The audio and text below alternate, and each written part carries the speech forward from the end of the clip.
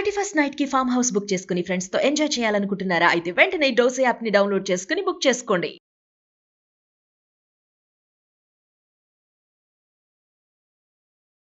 నమస్కారం అమ్మగారు. నమస్తే అమ్మా. ముక్కోటి ఏకాదశి ఏ రోజు వస్తుంది? ముక్కోటి ఏకాదశి అంటే ఏంటి? ఆ రోజు యొక్క ప్రాముఖ్యత ఏంటి? ఎవరైనా కూడా ఆ రోజున కనుక ఉపయోగించుకోవాలి అంటే ఏ పనులు చేయాలి? చేయాల్సిన పూజా విధానం అనేది ఏ విధంగా ఉంటుందంటారు? తప్పకుండా అమ్మా.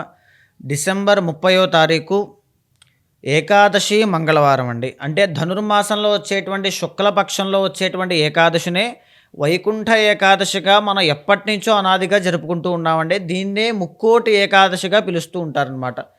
అసలు ఆ రోజునే వైకుంఠ ఏకాదశిని కానీ ముక్కోటి ఏకాదశిని కానీ ఎందుకు పిలుస్తారో, దానికి ఉండేటువంటి గొప్పతనం ఏమిటి, ఆ రోజున చేయాల్సినటువంటి విషయాలేంటి, ఉపవాసం ఉంటే ఎవరు ఉండాలి, ఎలాంటి పదార్థాలు స్వీకరించవచ్చు, ఎలాంటి దీపం పెట్టాలి, ఎలాంటి దానం ఇస్తే మంచి జరుగుతుంది, ఏం చేస్తే ఎలాంటి సిద్ధిస్తాయి అనేటువంటిది మనం చూస్తే, అసలు వైకుంఠ ఏకాదశి అనేటువంటి పేరు ఎందుకు వచ్చింది అంటే, ఒకనాడు బ్రహ్మదేవుడి యొక్క చెవిలో నుండి మధుకైటభులు అనేటువంటి రాక్షసులు జన్మించండి. బ్రహ్మదేవుడి వద్ద అనేక వరాలు పొంది వేదాన్ని దొంగలించి దేవతలని ఋషుల్ని నానా రకాల హింసలు బాధలు పెడుతూ ఉన్నప్పుడు విష్ణుమూర్తి ఆ మధుకైటభులతో యుద్ధం చేయడం స్టార్ట్ చేశారండి. అయితే యుద్ధం చేసే క్రమంలో ఎన్నో వేల సంవత్సరాలు జరుగుతోంది, కానీ మధుకైటభులు గెలవట్లేదు, విష్ణుమూర్తి కూడా గెలవట్లేదు. యుద్ధం సరిసమానంగా జరుగుతోంది. ఆ సమయంలో విష్ణుమూర్తి ఒక్క క్షణం యుద్ధాన్ని ఆపి, ఓ మధుకైటభులారా, మీకు ఒక వరాన్ని ఇవ్వాలనుకుంటున్నారు, ఏం కావాలో కోరుకోండి అని అంటారు. దానికి మధుకైటభులు ఆల్రెడీ వరగర్వంతో ఉన్నటువంటి వాళ్ళు, సో మేమే శక్తివంతమైన వాళ్ళం అనుకునేటువంటి వాళ్ళు విష్ణుమూర్తిని, మీరా మాకు వరం ఇచ్చేది, మేమే మీకు వరం ఇస్తాం, కావాలంటే కోరుకోండి, ఏ వరం కావాలో కోరుకోండి అంటారు. దానికి విష్ణుమూర్తి, మీరు నా చేతుల్లో మరణించాలి, లోక కళ్యాణము అనేటువంటిది జరగాలి అనే ఉద్దేశంతో మీరిద్దరూ కూడా నా చేతుల్లో మరణించాలి అని చెప్పి వరం అడుగుతారు.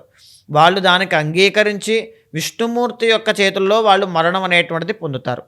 అలా మరణం పొందిన తర్వాత వారు వైకుంఠానికి, అంటే విష్ణుమూర్తి యొక్క చేతిలో మరణం పొందారంటే అది మామూలు మరణం అవ్వదు కదండి.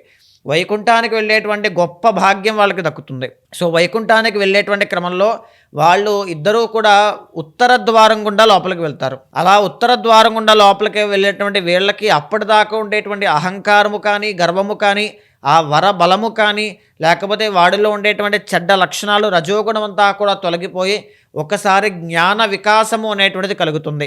సహస్రార చక్రము అనేటువంటిది యాక్టివేట్ అవుతుంది. వాళ్ళు చేసిన తప్పు అంతా కూడా తెలుసుకుంటారు.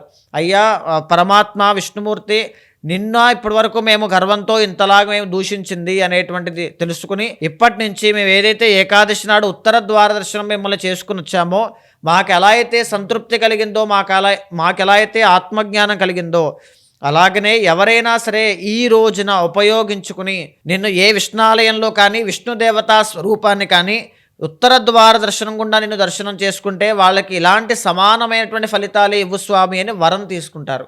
ఆ వరాన్ని తెలుసుకున్నటువంటి ముక్కోటి దేవతలందరూ కూడా ప్రతి వైకుంఠ ఏకాదశి, అంటే ధనుర్మాసంలో వచ్చేటువంటి యొక్క శుక్లపక్ష ఏకాదశికి ఆ స్వామి ఉత్తర ద్వార దర్శనం చేసుకోవడానికి ఎదురు చూస్తూ ఉంటారు.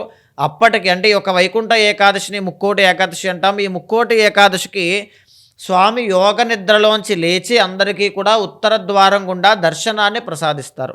సో అందుకే దీనికి వైకుంఠ ఏకాదశి లేకపోతే ముక్కోటి ఏకాదశి అని పేరు వచ్చిందండి. ముక్కోటి దేవతలు మొక్కుతారు కాబట్టి. అయితే ఈ రోజున తప్పకుండా చేయాల్సింది ఏంటి అంటే, ప్రతి ఒక్కరూ కూడా దగ్గరలో ఉండేటువంటి రామాలయం కానీ, విష్ణాలయం కానీ, కృష్ణాలయం కానీ, వెంకటేశ్వర స్వామి యొక్క ఆలయం కానీ, నరసింహస్వామి ఆలయం కానీ, ఏది ఉన్నా పర్వాలేదు, చాలా స్పెషల్గా వేడుకగా ఉత్తర ద్వార దర్శనం అనేటువంటిది ఏర్పాటు చేస్తారు ఆలయాల్లో ఉండి. ఉత్తర ద్వారం గుండా లోపలికి వెళ్ళి స్వామిని దర్శనం చేసుకోవాలి. ఫస్ట్ మీరు చేయాల్సింది ఇదండి. ఏ సమయంలో దర్శనం చేసుకోవాలి అంటే, ఆ రోజంతా ఏ సమయంలోనైనా దర్శనం చేసుకోవచ్చు. మొట్టమొదటిగా తెల్లవారుజామున సూర్యోదయం అవ్వకముందు చేసుకుంటే అద్భుతమైన శుభ ఫలితాలు కనబడతాయండి. మూడోది ఏంటి అంటే, ఒకవేళ దగ్గరలో విష్ణాలయం లేని వాళ్ళు, విదేశాల్లో ఉన్నటువంటి వాళ్ళు కూడా ఇంట్లో విష్ణుమూర్తి యొక్క చిత్రపటాన్ని నమస్కారం చేసుకుని ఉదయం ఒకసారి, సాయంత్రం ఒకసారి విష్ణు సహస్రనామ పారాయణ చేయాలి. తరువాత నాలుగవది ఏంటి అంటే, ఆ రోజున తప్పకుండా తులసి పత్రితో స్వామిని పూజించాలి. మహదానంద పడతారంట ఆయన. తులసి పత్రితో పూజిస్తే కనుక. తరువాత ఏంటి అంటే ఆ రోజంతా ఉపవాసం అనేటువంటిది ఉండాలి. ఉపవాసం చిన్నపిల్లలకి కానీ, వృద్ధులకి కానీ, అనారోగ్యంతో ఇబ్బంది పడేటువంటి వాళ్ళకి కానీ వర్తించదు. కాబట్టి ఆరోగ్యంగా ఉండేటువంటి వాళ్ళు ఉపవాసం ఉండొచ్చు. ఉపవాసం ఉన్నప్పటికీ కూడా పళ్ళు స్వీకరించవచ్చు, తులసి జలము అనేటువంటిది తాగొచ్చు. సాయంత్రము ఒకవేళ ఉపవాసం ఉండలేకపోతే గోధుమ రవ్వతో చేసినటువంటి పదార్థాలు స్వీకరించవచ్చు.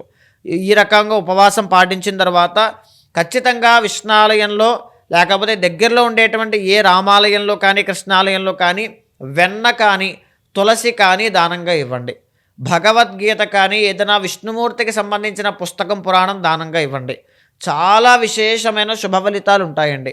ఆ రోజున తప్పకుండా సాయంత్రం పూట ఎవరైతే ఇంట్లో లక్ష్మీ పూజ అనేటువంటిది, అంటే లక్ష్మీ పూజ మాత్రమే కాదండి, లక్ష్మీనారాయణులు ఇద్దరినీ కూడా కొలుస్తారో వాళ్ళకి ఎప్పుడూ కూడా ధన సమస్యలు, అంటే ఆర్థిక సమస్యలు అనేటువంటివి ఉండవు. ఈ ఒక్క ఏకాదశిని ఉపయోగించుకోవడం అంటే 3 కోట్ల ఏకాదశి వ్రతం చేసినంత ఫలితం వస్తుందండి. అందుకే ముక్కోటి ఏకాదశి అంటారు. సో ఈ ఒక్క ఏకాదశి చేయడం వల్ల ఏంటంటే జీవితం ఇహపర సాధన రెండూ కూడా లభిస్తాయి.